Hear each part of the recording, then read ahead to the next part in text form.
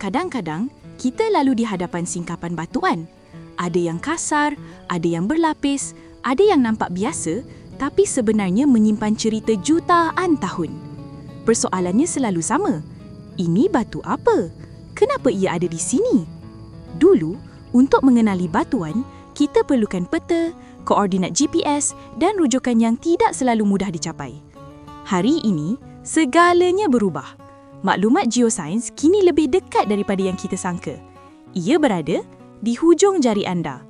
Anda hanya perlu ke laman web Jabatan Mineral dan Geosains Malaysia dan tekan satu fungsi ringkas.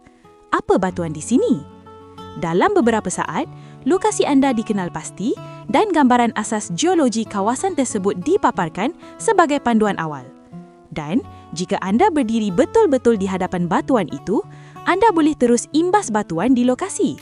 Aplikasi ini akan memaparkan maklumat asas untuk membantu anda memahami apa yang sedang anda lihat. Sudah tentu, setiap penemuan bermula dengan pemerhatian awal.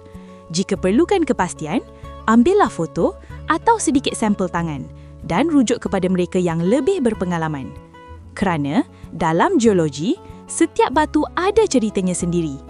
Dengan aplikasi pintar ini, geologi tidak lagi rumit, tidak lagi jauh dan tidak lagi terhad kepada buku atau makmal.